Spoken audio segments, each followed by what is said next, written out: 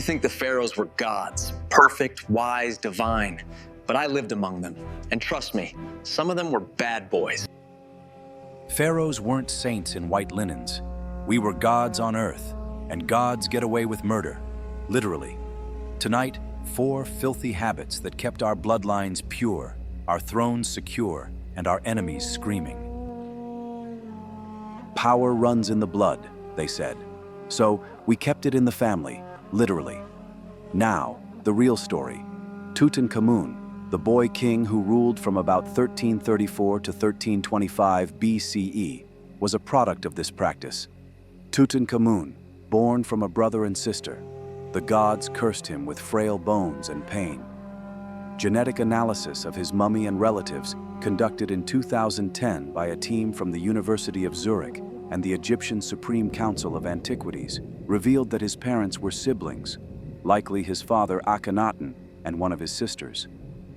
This inbreeding led to Tutankhamun's numerous health problems, including a club foot, a cleft palate, and weakened immune system, which made him vulnerable to malaria and possibly contributed to his death at age 19. The practice was rooted in the belief that pharaohs were divine, and marrying within the family preserved that sacred bloodline, ensuring the gods' favor remained with the rulers.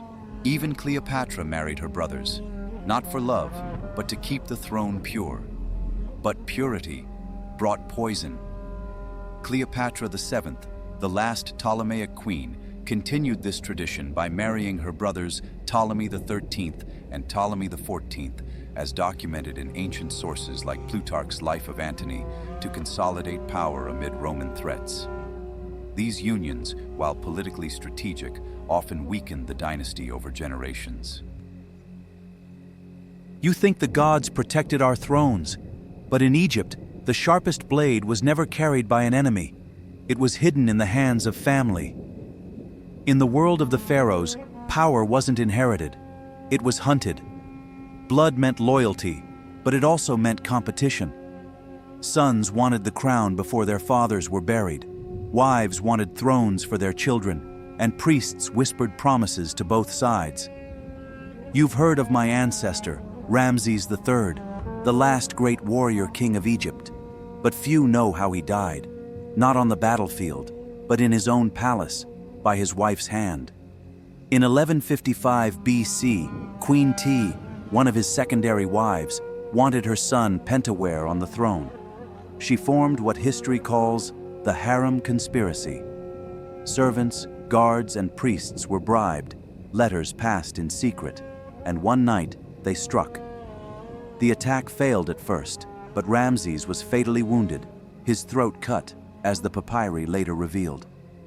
The conspirators were caught. Taye's son Pentawere was forced to take his own life. The story is documented in the Judicial Papyrus of Turin, discovered in the 19th century. Modern CT scans of Ramses III's mummy, 2012 British Medical Journal study, confirmed a deep throat cut, matching the papyrus account. After that day, no pharaoh slept easy. Poison found its way into wine cups. Princes disappeared before coronation. Even love became a weapon. In ancient Egypt, justice was harsher than a day on the pyramid construction site, multiplied by 1,000. But let me tell you a true story. In the village of Deir el-Medina, near Thebes, during the 19th dynasty, a French archaeological mission in the 1990s uncovered skeletons of workers bearing deep whip scars on their backs.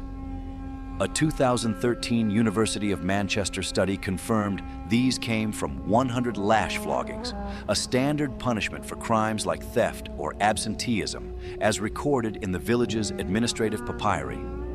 For graver offenses, like tomb robbery during economic crises, penalties were even harsher.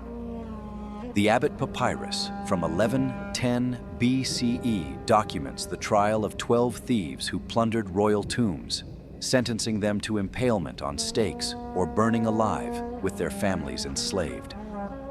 The Greek historian Herodotus, in the 5th century BCE, described in his histories how mutilations like nose or ear amputation were common to publicly mark criminals, deterring others in a society that relied on the pharaoh's divine authority to maintain order. The pharaohs conquered nations to bring back slaves as gifts to the gods, forcing thousands of captives into brutal, unpaid labor to build our pyramids and temples without mercy or rest. This habit forged Egypt's grandeur, but it buried souls under the sands, sparking rebellions that ultimately weakened our empire. So there you have it, Akar, the bad boy's blueprint. We ruled with flair, fear, and a few fatal flaws.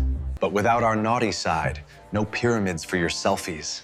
History's not black and white, it's Nile brown and messy. They write the history.